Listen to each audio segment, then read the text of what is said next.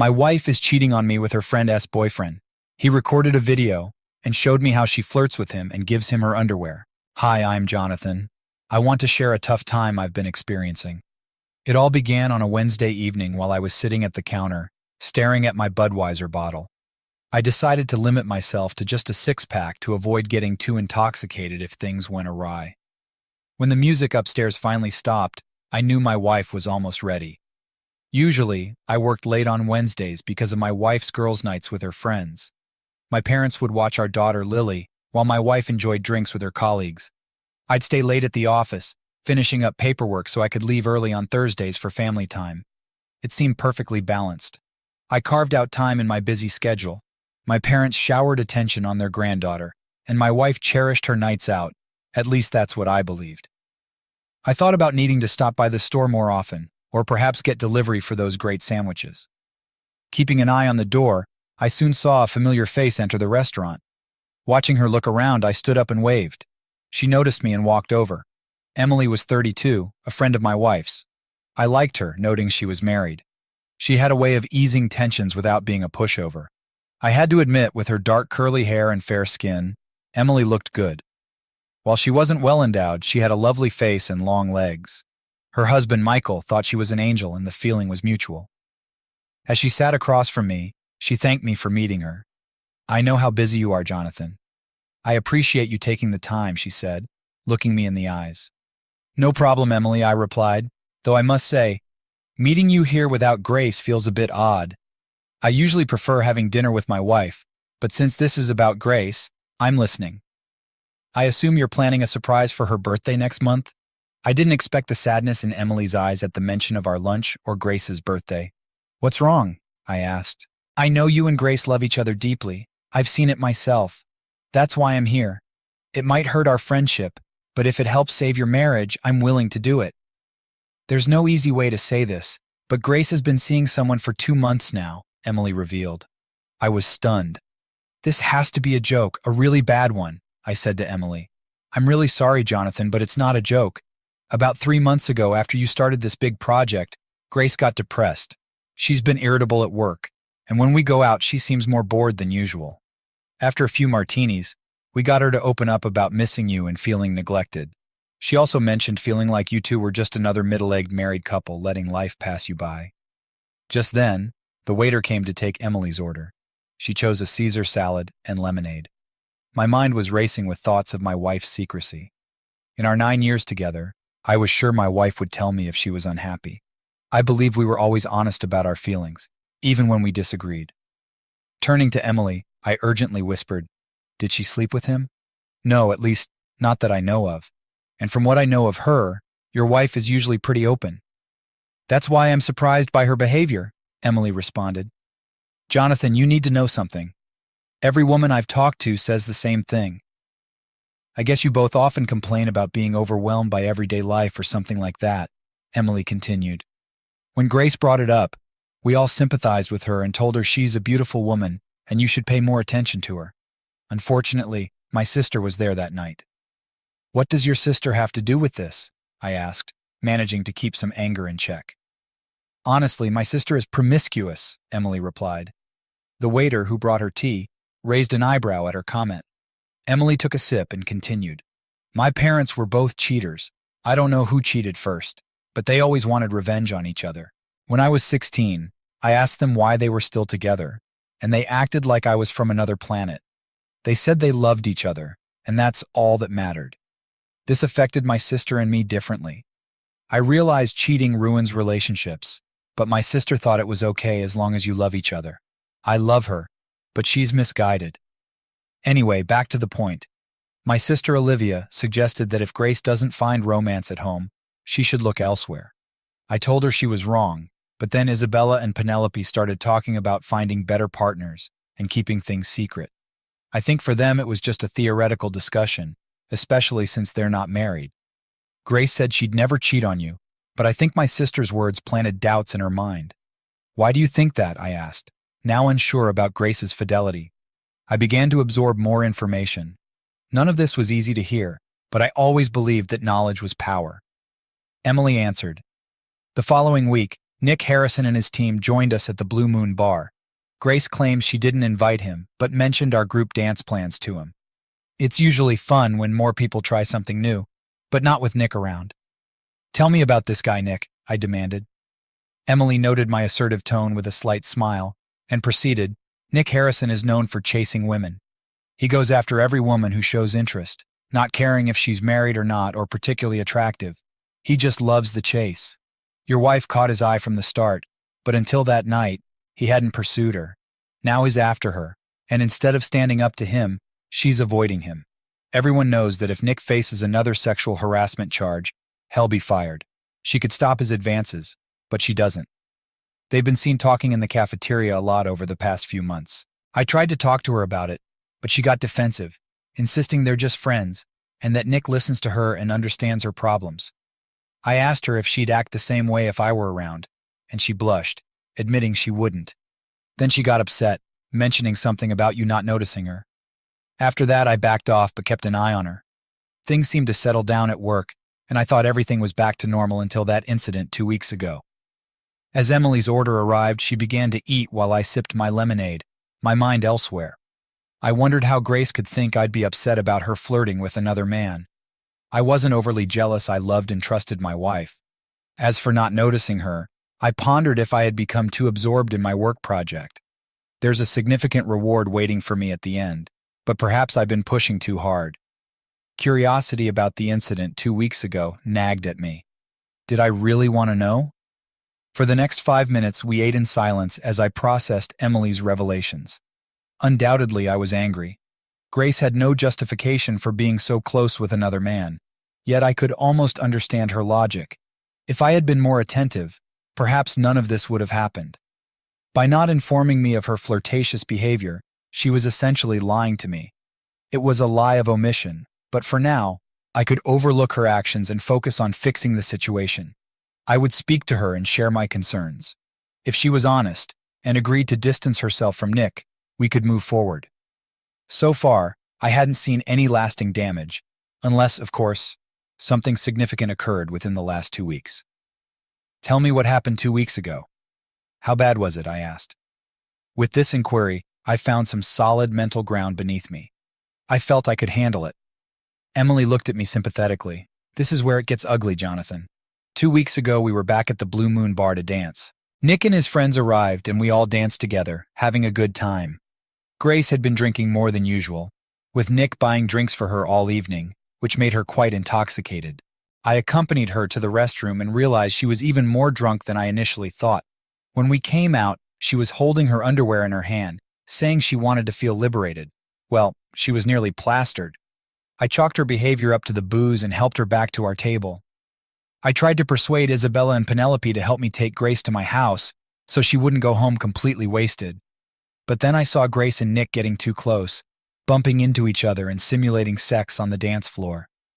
After the group dancing ended, the rest of the evening felt like background noise. I saw Grace put her underwear in Nick's pocket at the end of a song. Everyone in the bar saw it too, and there were whistles all around as Nick grinned and gave her a deep kiss. One of his friends recorded the whole thing on a phone. I hoped Grace would resist, but she didn't. When she saw my reaction, she apologized, saying she was sorry. My jaw dropped, and I had to leave. I stuttered as I stood up and walked away, locking myself in the bathroom. I splashed water on my face and gripped the sink tightly. I remembered the night Grace came home late, around 3 a.m., after Emily called to say she'd be staying with her due to excessive drinking. This had happened several times before, and I was always grateful that Emily and the girls made sure Grace didn't get a DUI. I recalled the passionate lovemaking we shared that night, sensing something different in her behavior. Returning to the present, I was overcome with rage, feeling betrayed by her arousal for another man and seemingly prepared for a confrontation upon returning home. Damn, I thought. What if she was thinking about him while we were together? After composing myself, I returned to the table, noticing the sympathy on Emily's face but unsure how to respond. My sandwich remained untouched as I asked Emily for more information. Honestly, Jonathan, that's about it, she replied. The recent girls' nights were held at Isabella's house with wine and a lingerie show. At work, Grace seems distant with Nick, although he continues to pursue her. I thought it was over, but just yesterday I saw them talking. They stopped when I approached, so I'm not sure what's going on.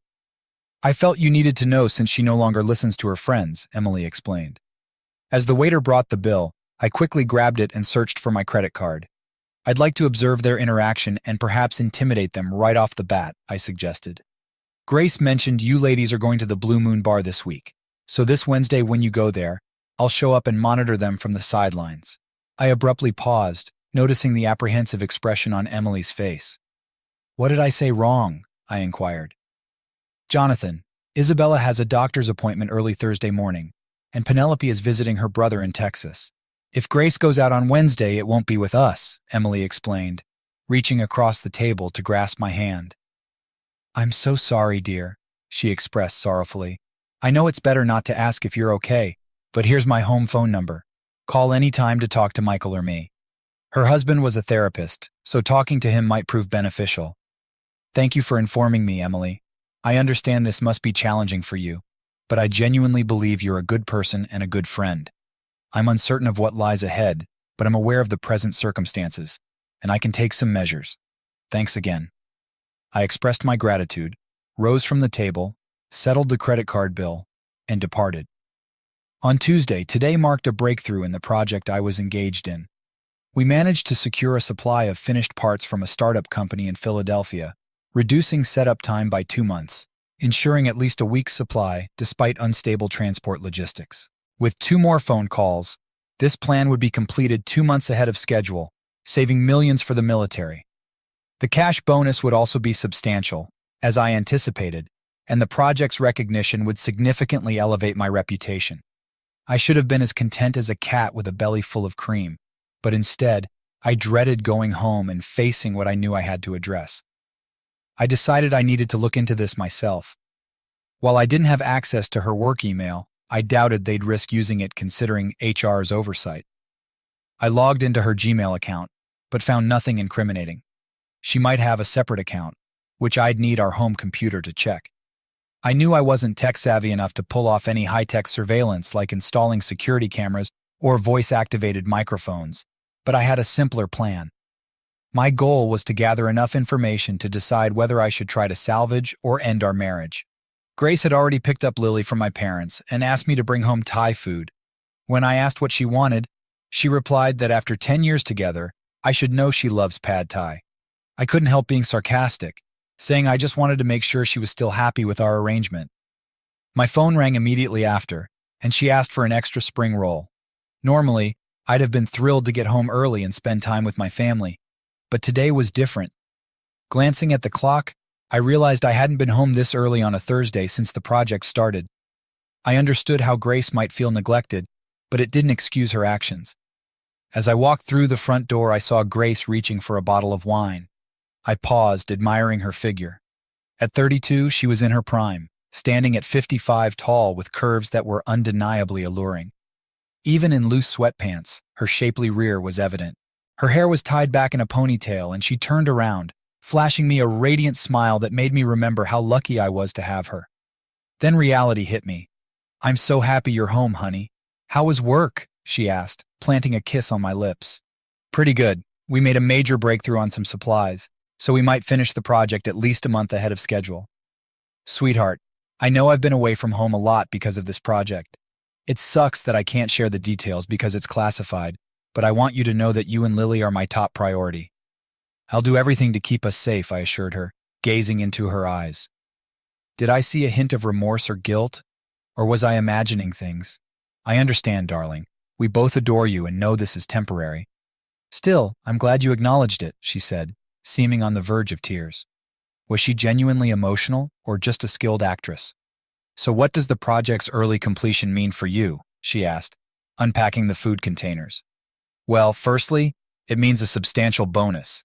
The exact amount is unknown until the project is approved, but it's significant. Moreover, successfully completing our first government project should attract more work to the company. As the project leader, there may be lucrative opportunities with government contractors seeking my expertise. The higher-ups are aware of this, so I might negotiate some additional perks. If all goes smoothly, it should be quite rewarding, I explained, attempting to eat my sweet and sour pork with chopsticks before opting for a fork. Didn't I mention this before? I asked between bites. Not that I recall, darling. All I remember is you mentioning a significant contract you couldn't discuss. But it sounded promising. And since then, it seems like we haven't had much conversation, she remarked, looking a bit downcast before perking up. But it looks like my husband will be back soon, she added with a brighter tone. I glanced at her, time to go fishing. So what bar are you ladies heading to tomorrow night? Should I swing by after work to make sure you're all okay driving home? I asked, aiming for a casual tone. Oh, actually, we decided to go to the Blue Moon Bar for some group dancing. But I think we'll be done before you finish work, she replied, her gaze shifting to her orange chicken. My heart sank at that moment. Lily finished her spring roll and asked for bedtime stories. I cleared my plate and rinsed it in the sink before lifting my daughter and carrying her into the living room. For the next hour, I read story after story until she drifted off to sleep. A soft snore emanated from the sofa where Grace was curled up with her book abandoned in her lap. I picked up Lily, carried her upstairs to her bedroom, and tucked her in. As I thought about the days ahead, tears welled in my eyes. I wanted Lily to remember these pleasant evenings with her parents, rather than the tough times looming ahead. Wiping away my tears, I went back downstairs. Grace was still asleep on the sofa. I kissed her softly and pulled a blanket over her to keep her warm. Then I set out to find her phone. I found it plugged into a wall socket on the nightstand in our bedroom. Unlocking it with a swipe, I began scrolling through her text messages. It didn't take long to find what I was looking for. Scrolling back, I traced their exchanges over the past 3 months. Him. Hey, beautiful. It was fun watching you and the girls dance last night. Her likewise. Jonathan works late on Wednesdays, and the in-laws watch Lily. The more I read, the more my heart sank. It was as if the words were daggers, each one cutting deeper than the last. Her, so we had a girls' night out. Him, your husband seems like a good guy, letting you have some fun. Her, yes, he's amazing. Those early messages seemed so innocent, but then I stumbled upon something that made my blood run cold. Her Vicky gave me a talking to today about our lunch breaks. I was annoyed, but she picked up on everything. Him. Exactly. I don't want any misunderstandings. Her, she asked if Jonathan would approve of how we've been acting, which got me thinking we might be giving off the wrong signals. Plus, I shouldn't be confiding all my issues to another guy. I'll try talking to Jonathan. Him, I understand. But if you can't get his attention, you know where to find me. I'll even treat you to dinner if need be, just as friends. I couldn't remember Grace ever trying to have a serious conversation with me. Maybe it was during that chaotic time when I was engrossed in sourcing materials for the project. I was so buried in work that I could have missed anything. Until now, the messages seemed harmless, but it was clear this guy was making his move. How could Grace be so blind? I scrolled further and found more troubling messages. Her, you have to return them today. Him, what are you referring to? Her, you know very well. My friends are furious with me right now, and I don't blame them. If Jonathan finds out I behaved like some sort of floozy, he might leave me. Him. So you don't want me to show him the video? Her, what video? No one at work can see this. Him, Sam was there, and he captured a video on his phone. I'll ensure he deletes it. But you owe me. Her. Okay. I can't lose Jonathan, not after last night. Him. What happened last night? Her, it's really none of your business. Him. Was he upset that you came home late and intoxicated? Her, very funny. Hell no. Let's just say something happened that turned everything upside down and leave it at that. Him, so some dirty dancing with me made you toil for your husband's forgiveness. He should be thankful to me. Her, you're despicable. Last night was unforgettable because Jonathan and I love each other. Now give me back my underwear and ensure that damn video is erased. Damn, it sounded like I was some sort of floozy. Jonathan deserves better than me. Him, no, he's fortunate to have you. He was keeping an eye on you, wasn't he? I'm sure he's a great guy, but you often go out alone. Her, I don't need anyone to watch over me. Just be the friend you claim to be and handle what I've asked, please. Him. Sorry, of course, I'll assist you. And afterward, I'll let you treat me to dinner. Her, just ensure no one sees this video and I'll do whatever you want. Nothing further until last Friday. Him, I heard the girls' night out is canceled. How about dinner with me? Her, not a good idea, sorry. Him, come on. Your husband will be at work and the girls left you alone. One evening with a friend, we can chat like we used to in the cafeteria. Besides, you owe me. Her, okay, I'll meet you at the Blue Moon at 8. Him, no, meet me at TGF located at the Sheraton Hotel. They have great drinks and I don't want to be bothered by drunk idiots. If we drink too much, I'll get a room. Her, okay, but it's just dinner with a couple of friends, and I'm grateful to you for ensuring the video never surfaced. It's bad enough that people at work have heard about this. Him, don't worry about it. I saw Sam delete the video, and soon someone else will do something scandalous, and you'll be fine. See you at 8. That's when it hit me. This was likely the end of my marriage. How often had I witnessed my wife going out for a date with another man at a hotel restaurant bar? How could this end well? How could she not see the closeness involved? Closing the messages, I reconnected her phone to the charger, undressed, and slipped into bed alone. Sleep eluded me for a long while. On Wednesday, she came down the stairs wearing her little black dress, the one she always wore when we went out together. She looked stunning. Pausing at the bottom of the stairs, she spotted me sitting at the table. "I didn't expect you to come home so early today, baby," she said, her tone faltering slightly. "We need to talk, Grace," I said, my voice devoid of emotion. "This is perhaps the most crucial conversation we'll ever have. Please take a seat." She sat down, looking apprehensive, and reached out for my hand as usual, but I withdrew it. "I know there won't be a girls' night out today. I know you're seeing Nick Harrison behind my back," I began. "Jonathan, please let me explain," she pleaded, but I interrupted, slamming my fist on the table. "Damn it, Grace, listen to me," I shouted. "You can't speak until I've said my piece." She recoiled, tears welling in her eyes. I regarded her impassively and continued. "As I said, I know you kissed that idiot at lunch. I know you danced with him at the Blue Moon bar. I know you took off your underwear and gave them to him after some provocative moves on the dance floor. I know the only reason you were all over me 2 weeks ago was because you were excited about him. I also know that tonight you're going on a date with him to a restaurant in the hotel where your boyfriend has already made a reservation. I just don't know if you've already slept with him, and I don't know what could stop you if you haven't." I paused, trying to rein in my anger. "Grace, you lied to me by omission about Nick. You lied to me about your risque dance, and you lied to me about going out with the girls. Frankly, I'm exhausted, and my trust in you is shattered. I'm not even sure if I want to salvage this marriage yet. Your actions suggest that you're no longer invested in it. Therefore, I present you with 3 options." I raised a finger. "Option 1. You walk out that door and go to your idiot of a boyfriend. Even if you don't sleep together tonight, this choice will end our marriage. There's no chance I'll want to salvage it." I raised a second finger. "Option 2.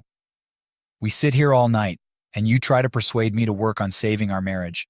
It'll be incredibly challenging for you to convince me, as I'm not inclined to believe a single word from your mouth. However, maybe you'll succeed because I truly love you, and we have a child to consider. I can tell you there's a 50 chance I'll be willing to try." I raised a third finger. "Option 3. You take me with you tonight to confront your lover in front of me. You demand that he never speaks to or contacts you again. Then you allow us to speak to him privately for at least 15 minutes out of earshot. This option will earn you the most respect and maximize my willingness to work with you. If you didn't sleep with him or engage in any sexual activity, I promise I'll be 100 committed to making this relationship work. However, if you did, this is the only option that could potentially salvage our marriage." Grace looked like she was about to be sick, staring at me with a mix of fear and regret. "Option 1, 2, or 3, Grace? Which will it be?" The question hung in the air for what felt like an eternity as she fought to keep her composure. "Jonathan, I'm so sorry about everything. I desperately need to talk to you. If we go see him, who will lead the conversation, you or me?" Her response caught me off guard. I had expected her to choose sitting and talking, trying to justify her actions. Agreeing to confront him head-on earned her a few points, but she was still in deep trouble. I took the keys and followed her to the car. Out of habit, I opened the door for her, and she nearly broke down in tears. As I pulled out onto the road, she glanced at me, her voice barely audible. "I really ruined everything for us, didn't I?" "Yes, Grace, you really did," I replied, focusing on the road ahead. "What can I do to fix this?" she asked, her voice shaking. I took a moment to gather my thoughts. First and foremost, complete honesty from now on. I shouldn't have to say this, but evidently you think it's acceptable to omit things I should know or to lie repeatedly. You need to find a way to make me believe what you say. I don't know how you planned to do that, but I wasn't the one who broke our trust. Another thing has dead to you. If we stay together, you won't talk to him at work. You won't ask about his day. If he shows up at a bar you're at, you leave. If you can't leave, call me immediately. No drinks, no gifts, no communication whatsoever. Next, when we get home tonight, you'll tell me everything. I don't want to hear your thoughts about the project. I know I was consumed by it, and I'll take some responsibility if you harbor any resentment toward me. Let me know. Lastly, schedule marriage counseling. If you prefer to choose a counselor yourself, feel free. Maybe Michael can recommend someone. Her phone chimed with a message, and she glanced down, paling even more. It's him, wondering where I am, she murmured. I reached out and she handed me the phone without hesitation. I scrolled through her text messages. There were a couple from earlier today. Him. Hey, I booked a room with a jacuzzi. Maybe we can relax after lunch. Bring your bikini. Her, you can get me drunk enough to take a hot bath with you. I won't bring the bikini. Him. We'll see. You know what happens when you drink.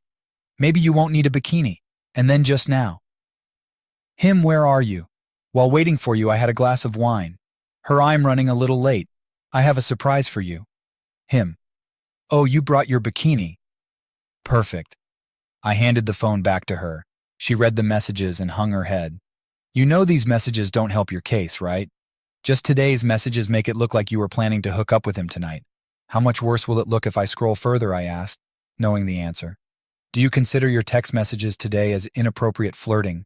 Can you grasp how these exchanges have shattered all my trust in you? I heard her sobbing next to me. Jonathan, I swear I only intended to have dinner tonight. I never planned to sleep with him. I couldn't help but scoff. Were you planning to give him your underwear after taking them off like you did a few weeks ago? I didn't think she could get any paler, but she did. Grace, we're almost there.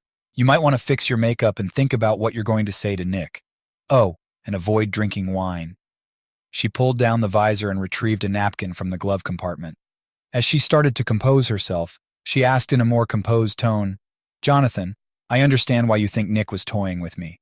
Listening to you, I see it now. But Jonathan, how did I not see this? I know my recent decisions don't reflect it, but I'm not a naive little girl. I fended off more attractive and sophisticated men than Nick. So why did he target me?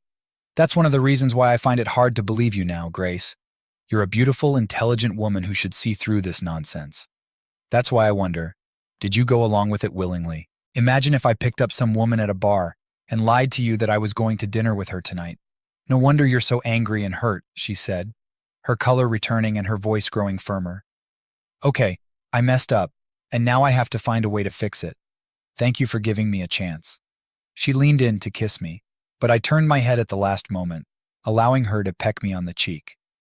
I'm not over this, not by a long shot, I said. She looked at me almost shocked. We usually showed a lot of affection. Hopefully, we can get back to that. What should I tell him? She asked as we pulled into the restaurant parking lot. Finding a spot, I turned off the engine and let my anger simmer. What do I want you to tell him, Grace? Our relationship is barely hanging on because of your actions with that idiot. You two have shattered the core of our marriage. Our daughter could end up spending Thanksgiving with you and Christmas with me. I want to make this clear, so tell him whatever you want. She sat quietly for a moment, then sighed and opened the car door. As we approached the restaurant and the hotel, she hesitated, reaching for my hand. I didn't pull away, but I didn't welcome her touch either. We entered, and a blonde hostess greeted us, asking if we were a party of two. Before I could respond, Grace interjected, stating that we were meeting someone already here. The hostess nodded and suggested we look around. Not knowing who we were looking for, I relied on Grace to lead us. She nudged me and pointed toward the back of the restaurant, where a man sat near the hotel door, engrossed in his phone. With determined steps, Grace walked toward the table and stopped without sitting down. The man looked up, saw her, and smiled broadly. His smile faded quickly when he noticed me standing behind her. Nick, this is my husband, Jonathan. He's concerned about our relationship, and after talking with him, I have to agree. For the first time in our marriage, I've given him reason to doubt my fidelity. He'll work hard to repair the breach of trust caused by my relationship with you. From now on, I want nothing to do with you. There's no reason for you to call, text, or otherwise communicate with me. I accept responsibility for letting things go this far, and now I'm ending it. My husband knows about my actions at the Blue Moon Bar, and I'm committed to fixing things with him. Tomorrow, I'll inform HR of the situation and let them know that any attempt to engage me in non-work-related conversation will be unwelcome. Now I'll sit at the bar while my husband talks to you." She turned to leave, but before she did, she kissed me and whispered, "I'm truly sorry." I watched her walk to the bar and felt a mixture of relief and anger. I sat down across from Nick, sizing him up. Dark hair, slender build, impeccably dressed. He might be considered attractive, but I've never been good at judging men. He was probably my height, though it was hard to tell while he was seated. His lingering gaze on the glass of wine in front of him confirmed my suspicions. It was time to stay composed and handle this problem directly. "So you thought it'd be a surprise to find her in a bikini?" I said with a half-smile. "Do you really believe she told you everything?" he responded with a smirk. Now that he was in front of me, I felt a sense of control. "Actually, yes. I've known Grace for 10 years and been married to her for 8. I believe I understand her better than some guy who's been pursuing her for 3 months." I kept my smile as the waiter approached and asked for my drink order. I requested a double scotch with ice. "She certainly knows how to please a man," Nick remarked, trying to maintain his grin as he glanced at the glass of wine he had ordered for her. "Yes, that's true," I said, grinning broadly. "But I don't think you're speaking from experience." "Need photographs?" he joked, laughing. He was trying to provoke me, but I laughed instead. "You don't have photographs. If she had gone that far with you, you wouldn't need to slip something in her drink. What are wannabe rapists using these days? GHB? Rohypnol?" It was a guess, but his shocked expression confirmed my suspicions. He flinched as I leaned across the table toward him, my fury barely contained.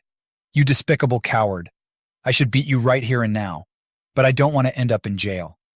I gave my wife 3 options, and now I'm giving you 3 options." I jabbed my finger under his nose. "First, you leave right now. You'll go and apologize to my wife, and tomorrow you'll resign from your job. I promise not to pursue you. Then you leave the city." I raised another finger.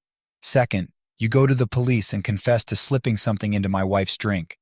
Serve your sentence and stay away from her. I'll keep an eye on you, but I won't come after you.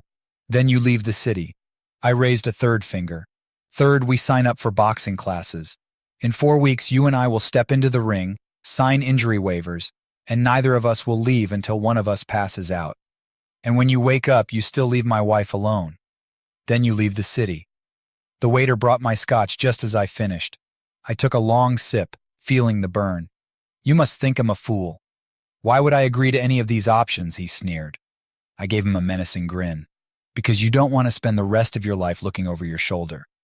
Every time you walk to your car at night, you'll wonder if I or one of my friends is lurking, ready to break your legs and crush your manhood with a baseball bat. Every time you answer the door, you won't know if I or one of my pals will barge in, tie you up, and castrate you. Every time you go to a bar, you'll worry if I or one of my buddies will spike your drink and subject you to unspeakable acts. You won't risk it. You're a coward. Your wife claimed otherwise after I had my way with her last night." His face regained color. I took another sip of whiskey and activated the voice recorder on my phone, hoping to capture our conversation. "I should have planned this better. You were planning to slip something into my wife's drink and assault her, you pervert. Are you willing to gamble a lifetime of agony on me not following through?" It was time to reel him in. The stuff was just to get her in the mood for when my friends arrived. We were planning to have our way with her tonight. My composure vanished altogether. I grabbed him by the collar with my left hand and yanked him toward me. Despite the awkward angle, I managed to land a solid punch, feeling his nose crunch under my fist.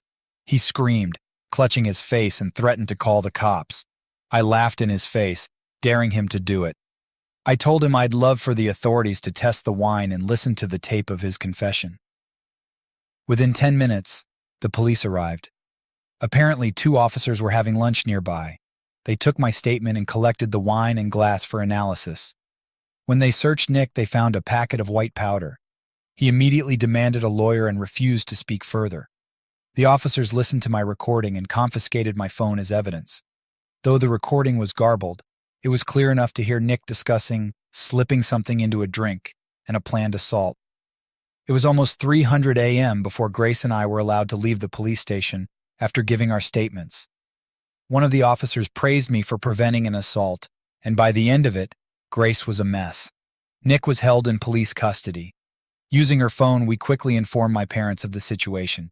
They understood and promised to take care of Lily, deciding to take her to the zoo for the day. As we pulled into the garage and turned off the car, we exchanged glances. Grace unbuckled her seatbelt and reached across the console to hug me tightly. I let her cry on my shoulder for a minute before gently pushing her back. Grace, we still need to talk, but it's late, and we should get some rest. Tomorrow we'll both go to work and spend the day together sorting things out. How does that sound? Yes, Jonathan, getting into bed sounds wonderful, she responded softly. May I please sleep beside you? Of course, baby. The next morning I woke up and pulled her closer, reflecting on the events of the previous night.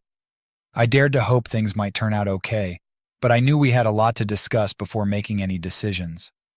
My hand rested on her stomach, and she brought it up to her chest. A surge of emotion hit me, but I knew I needed to take things slow.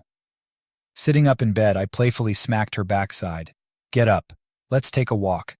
I don't want to have a serious conversation on an empty stomach, I suggested. Eventually, we ended up showering together, which did little more than speed up our morning routine. Despite the temptation, I wasn't ready for intimacy until we resolved our issues. We enjoyed breakfast at a local diner, chatting about Lily and her upcoming day with my parents. We kept the conversation light and upbeat. After finishing our last cup of coffee, we settled the bill and returned home, sitting down at the kitchen table to face each other. Okay, I think I'll start, I began. You can see for yourself what kind of person Nick is, so I won't dwell on that. He claimed you satisfied him and called me a teddy bear after sleeping with him a few days ago. Is that true? No. The worst encounter I had with him was that awful night at the Blue Moon. I understand the gravity of my actions, but I never went further, she replied. How can I believe you? You lied about going on a date with him last night, and you lied and omitted details about that bar incident, not to mention your entire relationship with him, I expressed, feeling it was time to be transparent. I've been thinking about this, and I have a suggestion. What about a polygraph test? She asked. Do you mean a lie detector test? I clarified. She nodded. Yes, schedule 1. Ask me anything you want. Just let me know the time and place. Her genuine expression was striking. I understand these tests aren't foolproof, but I'd feel much better if you went ahead and told the truth. I'll see what I can arrange. It might take some time to set up, but it's worth considering, I responded. Actually, it might take longer than expected, I added, smiling. That's a good starting point. We can revisit the extent of your involvement later, but my next question will likely be the toughest. It's what hurts me the most and has the biggest impact on our relationship. How do we move forward? The incident with the underwear embarrassed you, and I get that. I don't like it, but I understand. It's hard for me to deal with the fact that you got close to another guy without telling me, but if you thought it was just a platonic friendship, I can understand. What I can understand, and what makes me want to walk away, is when you lied about seeing other girls when you were actually meeting him for dinner. That blatant lie broke my heart. There were tears in my eyes, but I felt powerless. Jonathan, all I can do is explain what I was thinking at the time. First, I want to say how sorry I am for lying to you about everything. When you took on that project, for the first time since we've been together, I felt like I wasn't a priority. I'm not blaming you or your work. I understand why you took on the project and how important it was to you, she began, her voice trembling. But I need to tell you how I felt. I started feeling neglected and down. Then Emily's sister said something that stuck with me. She suggested finding romance elsewhere. I never saw it as cheating. I just thought maybe while you were so busy, I could find what I needed somewhere else. Then Nick came along, and without realizing it, he made me feel special. He asked about my day, my family, my interests. Our conversations were all about me. She sighed, watching my face as I tried to keep my emotions in check. When Emily confronted me at lunch, I realized what I was doing. I was using Nick to fill the void I felt you had left. But I still wanted to work things out with you.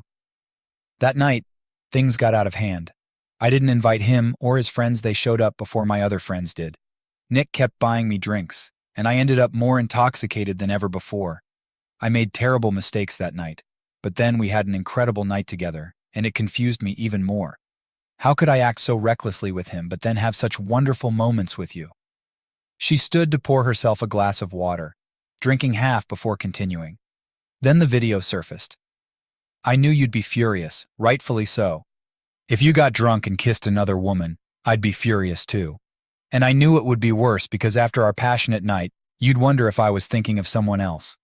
So I made another mistake. I tried to involve Nick to cover it up. He probably encouraged it, and I felt obligated to help him out. When my friends couldn't join me for dinner, he offered to take me. I was lonely and thought you wouldn't be home until late. In a moment of weakness, I made a terrible choice, and I'm truly sorry. Our relationship has always been built on trust, and I broke it.